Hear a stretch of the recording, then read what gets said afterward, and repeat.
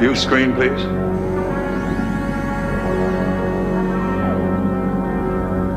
Forward scanners now, please.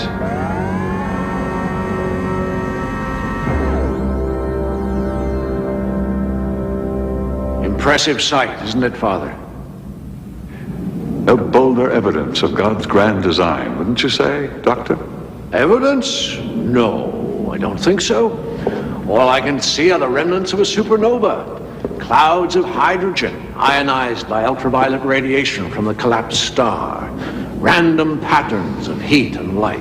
The patterns may be random, but the process, the elaborate mechanics underlying it all, is that random? Life, consciousness, is that random too?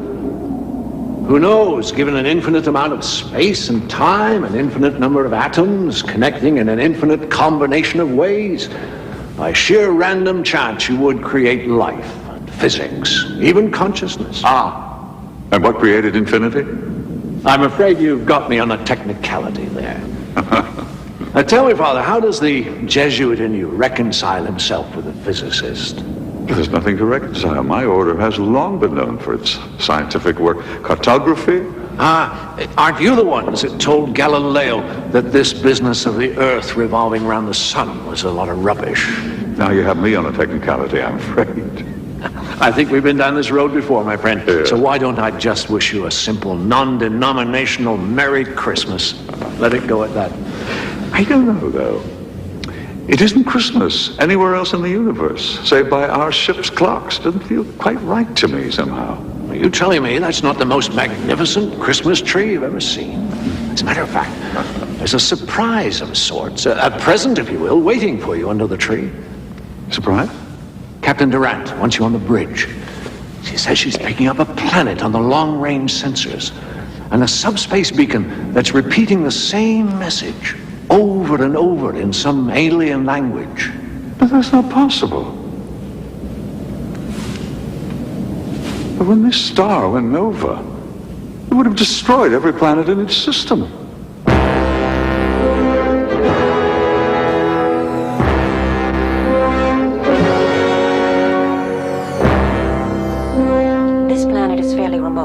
About the same distance from the white dwarf star as Pluto is from Earth's sun. Must have escaped the worst of the explosion. My God, what is that? It's a pylon. A marker like the subspace beacon. Whatever's inside, somebody wanted to make damn sure we found it.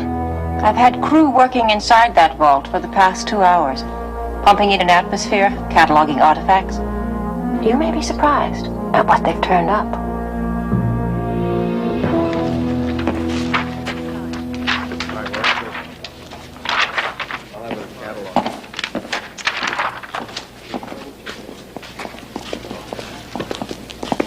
Paintings, hundreds of them, thousands even. And not only paintings, sculptures and books, recordings, all sunk so deep in the bedrock, not even the Nova could touch them. Beautiful, isn't it?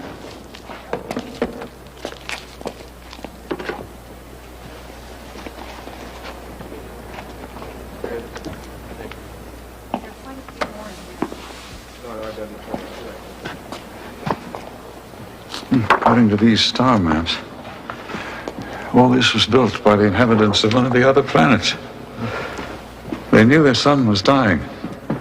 And everything they wanted to preserve, their art, their literature, they must have brought here, hoping it would escape the flames.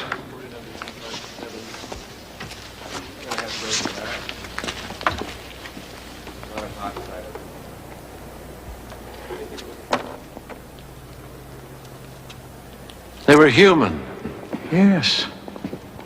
Do you think they escaped? The nearest star system is almost 100 light years away. There was no hope. There's a computer section on the 4th level. Language equivalents, too. We're finding data files that seem to contain the entire history of their people. From what we've deciphered so far, they've been at peace for nearly 1,000 years. God have mercy on their souls. And you call this God's mercy, Father, divine justice, allowing a people of such beauty, such intelligence to die for no reason? Doctor, 100 suns explode in this galaxy every year, taking down with them untold numbers of civilizations. God can't be held accountable for every random occurrence in the universe. Oh, random. I hear you talking random. Gentlemen, please. I'm less interested in philosophy right now than I am in facts. Father Costigan, our geological team has completed its carbon dating. Can you correlate their data with your own gas velocity and solar flux reading? Tell us exactly when the sun went nova? Of course.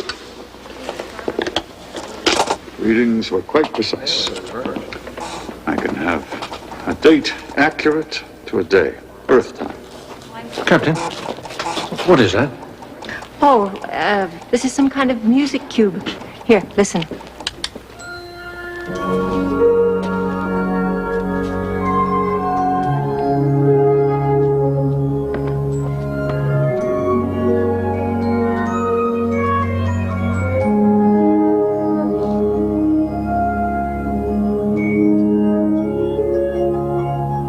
Father, there's something I wanted to show you.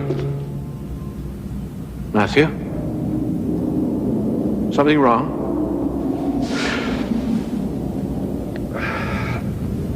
There was something I didn't tell the captain. About when this sun went nova.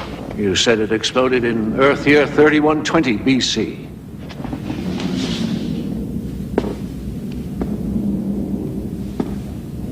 It took 3,120 years for the light from the explosion to reach the Earth. Taking into account the Earth's orbital position, its rotation, the nova would have been clearly visible in the eastern hemisphere.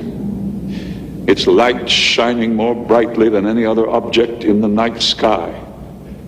Computations further indicate that it was directly overhead at 31 degrees, 42 minutes, north latitude, 35 degrees, 12 minutes, east longitude, in a small town in the Judean hills south of Jerusalem. And lo, the star which they saw in the east went before them, till it came and stood over where the young child was. I have been sitting here in a mockery of prayer.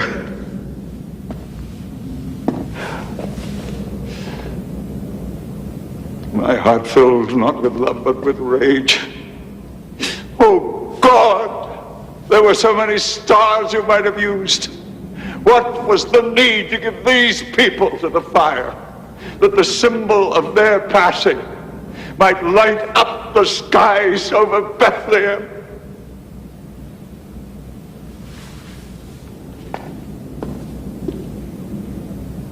Are you sure of this, Matthew? To the last decimal. I was going to show you this by way of apology for my outburst down on the planet. Now it seems even more appropriate. It's a poem.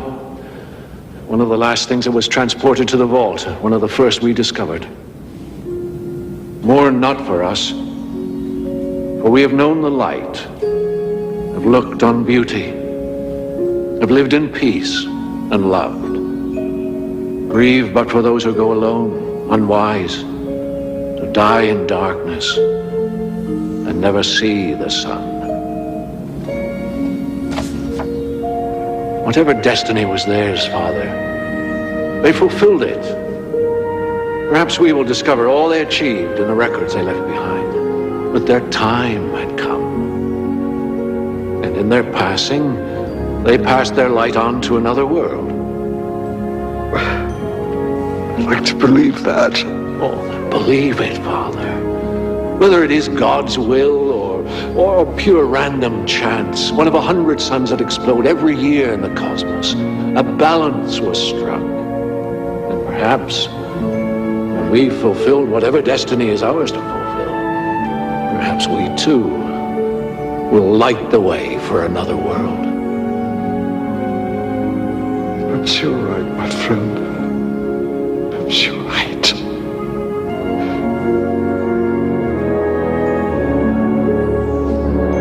Survey ship Magellan, bearing with it the last legacy of a long dead people, a legacy to be kept and cherished, and in time bequeathed to a world still unborn from the current inhabitants of the Twilight Zone.